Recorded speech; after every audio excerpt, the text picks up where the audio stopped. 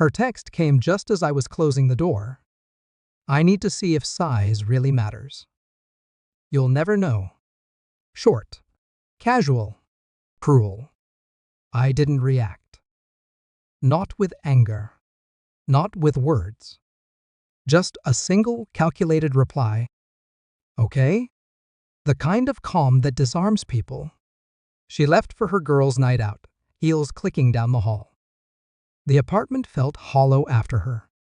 I sat on the couch, hands folded, mind turning. The silence was heavier than any argument. Minutes stretched. Hours, maybe. I didn't check my phone. I didn't pace. I simply waited. Because I already knew the first move was hers, and I intended to see it through. When the door finally opened, it wasn't her face I saw. It was someone else. Her heels paused mid-step. Eyes widened. A flicker of recognition. Then nothing. Blank. The kind of blank that freezes a moment. That exposes truth before words even form. I didn't smile. I didn't speak. I let the silence do the work. She hadn't expected this. And that's exactly why I let it happen. She thought this was a game. Late nights. Unanswered texts. Secret phone calls. Little absences she passed off as errands, friends, harmless meetings. Her flirtations were subtle. The laughter a little too bright.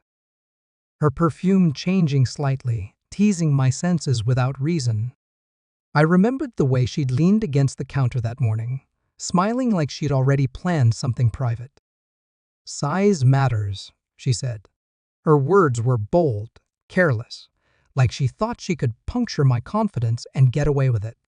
I didn't react. Not then. I observed instead. I remembered the subtle betrayals, the way she always shifted conversations to her ex-boyfriends, the way she sometimes lingered on the names of men she'd met at work, the way she checked her phone just a fraction too often. It wasn't anger I felt. It was clarity. I knew there was another layer beneath her casual cruelty. I just hadn't yet seen the whole picture. I stayed quiet, calculated, detached. I reviewed old messages, tracked subtle social cues, cross-referenced her supposed errands with actual locations. I followed patterns she thought I couldn't see. The girls' night out wasn't spontaneous. It was timed. I called the cab company, checked GPS logs, observed her from the apartment window, all while maintaining calm, smiling when she returned, asking innocuous questions, keeping my composure immaculate. I prepared, strategized. The pieces were falling into place.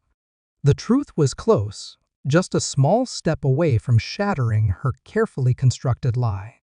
I packed the living room subtly, setting small details in order. A cold reminder of control. She would open the door and see that control before she could react.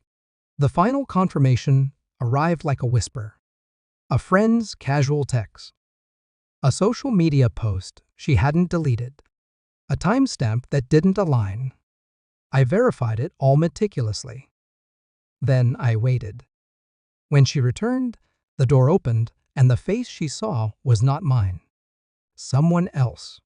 Confident. Smiling. Calm. Her expression went blank instantly. No words. No hesitation. Just shock. I handed her the phone, silently messages, timestamps, evidence letting her eyes follow each detail, absorbing the betrayal she had assumed I wouldn't notice. I didn't speak. My presence alone told her the truth had been under my control all along. She stumbled backward, heart racing, voice trembling. I didn't. I stepped aside. Calm. Measured. You wanted to test, I said softly. I let you. Her breath hitched. The realization cut through her carefully maintained composure. She hadn't accounted for my patience, My observation, my precision. Her game ended before it began. The person at the door was a statement. A quiet, unshakable truth.